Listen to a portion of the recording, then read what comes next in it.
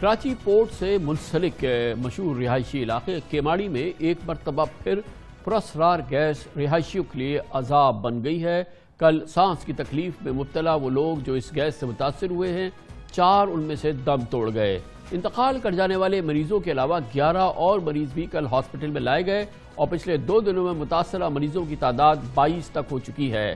Hospital انتظامیہ کے مطابق 18 دسمبر کو بھی 9 ایسے مریض لائے گئے تھے جنہیں سانس لینے میں شدید دشواری تھی اور ہوا میں بو محسوس کر رہے تھے۔ اب مسئلہ یہ ہے کہ اس بات کی تصدیق نہیں ہوئی کہ کیا واقعی فضا میں کوئی زہریلی گیس اس کی وجہ ہے یا کچھ اور۔ علاقہ مکینوں کا کہنا ہے کہ اس سال فروری میں بھی رات کے وقت زہریلی گیس پھیل گئی تھی اور پورا علاقہ متاثر ہوا تھا، اور یہی تشویش کی بات ہے کہ اس مرتبہ مریضوں میں تمام وہی علامات پائی جا رہی ہیں جو فروری کے مہینے میں پراسرار گیس لیکیج کی وجہ سے لوگوں میں پائی گئی تھی۔ اس وقت بھی اموات ہوئی تھی اور سینکڑوں لوگ اس سے متاثر ہوئے تھے۔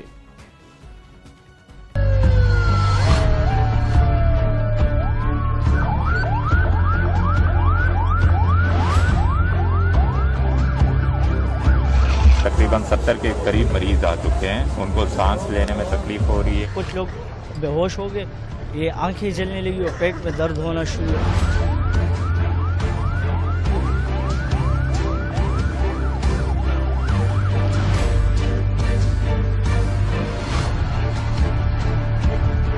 گندی اسمیل آ رہی ہے اور جو نا جب چل رہا ہے تو آنکھوں میں بھی جو جلن ہونا شروع ہو جاتا ہے اور گلے میں بھی ناک میں بھی جو نا گدگدی ہو جاتی ہے۔ 2 لاکھ آبادی ہے، کل پھر خدا نخواستہ ایسا واقعہ ہو جائے تو یہ خطرناک چیز ہے بھائی، یہ عوام کو بتانا چاہیے کہ کیا تھا اور کیا نہیں تھا۔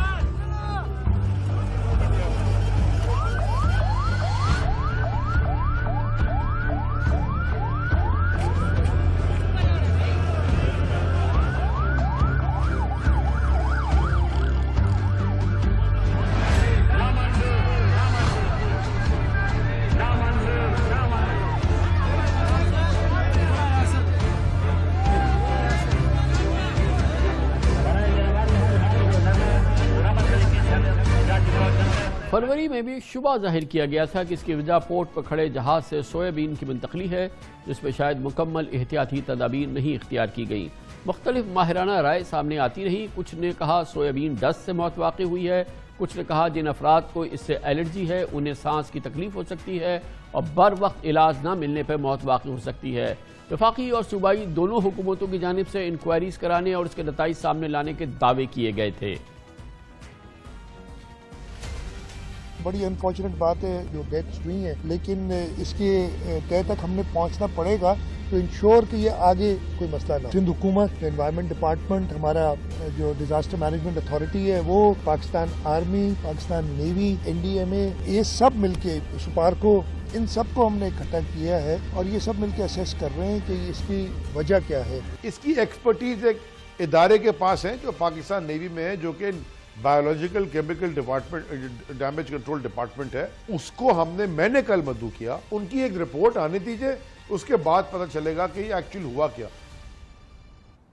دعوے تو تھے مگر وہی ہوا جو ہوتا ہے۔ حتمی رپورٹ آج تک سامنے نہیں آئی ہے، نہ ذمہ داروں کا پتہ چلا ہے۔ 14 سے زائد اموات ہو گئی تھی، درجنوں لوگ اس سے بری طرح سے متاثر ہوئے تھے۔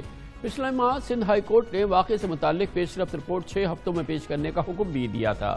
فروری میں پیش آئے واقعے کی اصل وجہ کیا تھی آج تک نہیں پتہ چل سکا، اور نتیجہ یہ ہے کہ آج بھی ہم اسی کیفیت سے گزر رہے ہیں۔ علاقے میں لوگوں کو سانس لینے میں شدید دشواری کا سامنا ہے، جیسے کہ فروری میں تھا۔ ہاسپٹل میں مریض ایک جیسی شکایت کے ساتھ پہنچ رہے ہیں، اموات ہو رہی ہیں، مگر حقیقی وجہ کیا ہے، اس پر کیسے قابو پایا جائے، اس کا کچھ فی الحال حکومت بتانے سے قاصر ہے اور فی الحال ہمیں کوئی ایکشن نظر نہیں آ رہا۔ اس سے ایک بار پھر بہت ہی سیریس سچویشن میں بات کرنے کے لیے ہم نے خاص طور پہ دعوت دی ہے ڈاکٹر عاصم حسین، جو سرپرست ہیں ضیاء الدین ہاسپٹل کے، ہمارے ساتھ موجود ہیں۔ بہت بہت شکریہ ڈاکٹر صاحب۔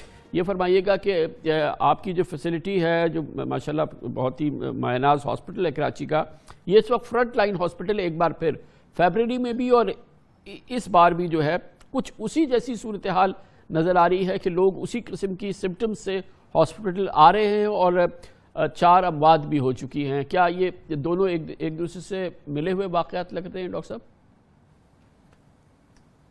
السلام علیکم کامران بھائی، بہت بہت شکریہ۔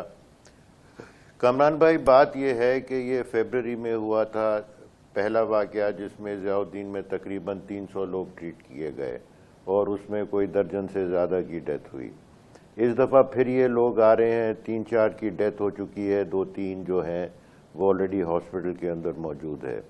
اٹ از ویری انفارچونیٹ کہ حکومتی کسی ادارے نے انوائرمنٹل پروٹیکشن کے حساب سے کام نہیں کیا گیا. اگر اس وقت یہ ایئر میٹرز لگائے جاتے, ایئر کی انالیسس کی جاتی, تو ہمیں یقین ہے کہ ہمیں سب گیسز کا اور انوائرمنٹ میں جو ٹاکسک گیسز ہے اسے ہمیں پتہ چل سکتا تھا, اور اس کے اندر ٹیکنالوجی موجود ہے. یہ کہنا کہ ٹیکنالوجی موجود نہیں ہے یہ بالکل میں سمجھتا ہوں ایک غلط بیانیہ ہے. ہوا کے اندر تقریباً 6 ایسی ٹاکسک گیسز ہیں جو موجود ہوتی ہیں اور جو بہت ہی مائنر کوانٹٹی میں ہوتی ہیں, لیکن کسی وجہ سے کوئی والکینک ایرپشن ہو, ایمیشنز ہو, یہ اگر ٹاکسک لیول بڑھ جاتا ہے تو اس کی وجہ سے اس قسم کے سمٹمز آ جاتے ہیں. ڈاکٹر صاحب, جو آپ کے ہاں ان کا ڈائگنوسس ہوا, جو فیبرری میں ہوا یا جو اب ہوا, جو سمٹمز ہیں, جو دوسرے سائنز ہیں, یہ سب سیم ہیں؟ ڈائگنوسس کیا ہے ان کا اور سمٹمز وغیرہ بھی سیم ہیں؟ کل ایک ہے, اور یہ میں آپ کو بتاؤں یہ ٹاکسک گیسز ہیں. ٹاکسک گیسز جو ہیں یہ 2 قسم کے ریاکشن کرتے ہیں. ایک تو اینافائلیکٹک ریاکشن کرتے ہیں کہ باڈی کے اندر اس کا ریاکشن شروع ہو جاتا ہے کہ آکسیجن کا لنگز کے اندر ایکسچینج نہیں ہوتا, اور دوسرا جو ان گیسز کا جو سب سے بڑا افیکٹ ہوتا ہے کہ یہ آکسیجن کی ٹرانسمیشن یا آکسیجن کا ایکسچینج جو ہے وہ بلاک کر سکتے ہیں.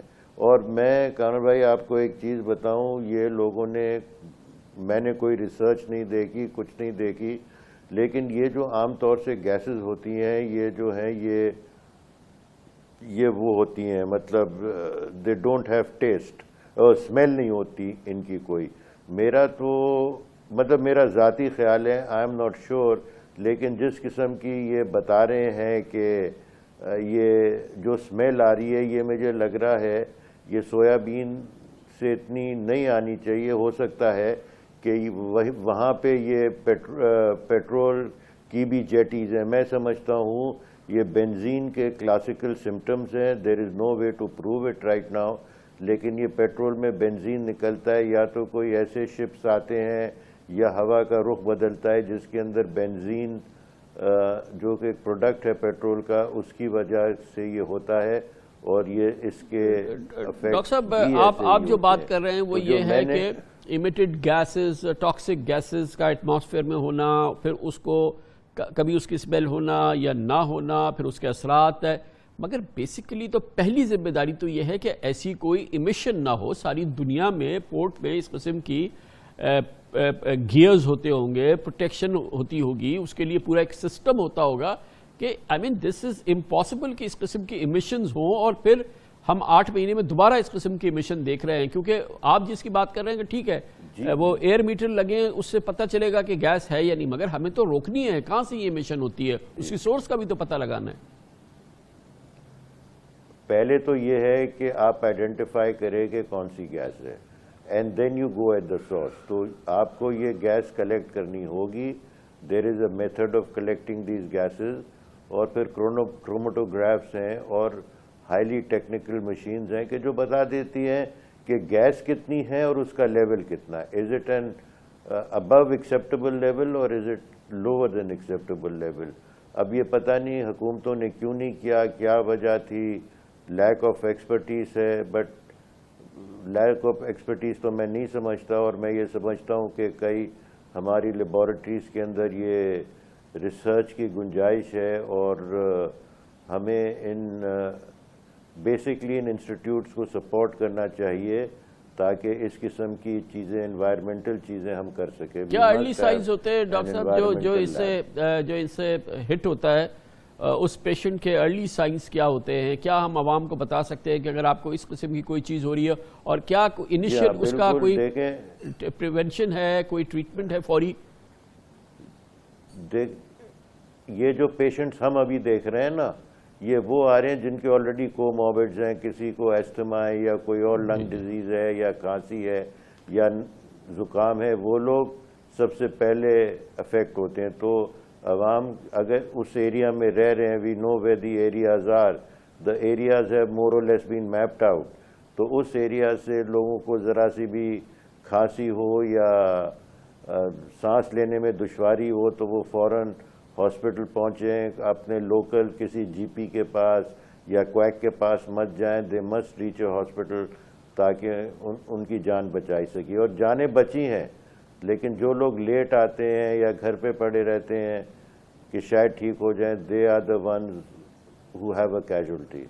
बहुत बहुत शुक्रिया डॉक्टर आसिम हुसैन, सरपरस्त आला ज़ियाउद्दीन हॉस्पिटल हमारे साथ मौजूद थे। फरवरी में भी सैकड़ों लोग इससे मुतासर हुए, 1 दर्जन से ज़्यादा अमवात हो गई। केवाड़ी के पोर्ट के इलाके में कोई गैस इमिट होती है, एक बार फिर हो रही है, 4 अमवात हो चुकी हैं और बड़ी तादाद में लोग एक बार फिर हिट हुए हैं। हुकूमत फ़िलहाल ख्वाब खरगोश के मज़े लेती नज़र आ रही है।